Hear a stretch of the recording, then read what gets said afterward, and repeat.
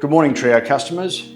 I'm here to show you how to install our Trio SafeAZ pull gate latch. It's been tested through 1 million cycles and is going to give you secure locking of your pull gate enclosure every time. I'll now show you how to quickly install the pull gate latch.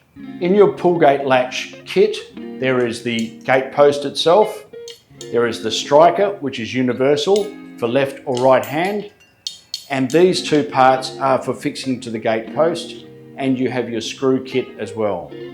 So, in determining the height of the latch, you need to work out that this top point here will be at least 1500 millimeters above ground level. That gives you secure locking of the pull gate enclosure and prevents unwanted access without secure locking. The key is an optional extra. It's standard key and locks the system so that this cannot be engaged once it's installed. So once you've determined your height, on the back you will have the two slide parts. This is the top part that is either left or right hand committed, and that goes on, and then the bottom access is the same sort of mechanism. Slides up, and then you will fit those at the right height for your system, whether it's left hand or right hand. Once you've chosen your top fixing point location, set your location up. Fixing points both sides, 2 on the inside, 1 at the front.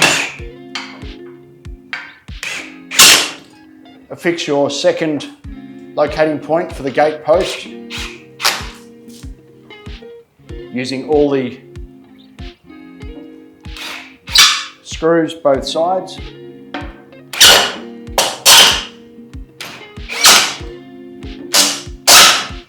Once you've located your locking positions, get your gate post adapter, slide it down over both locations.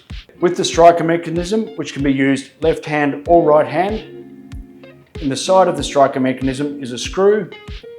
Adjust that so that you can gain access to the 2 fixing points.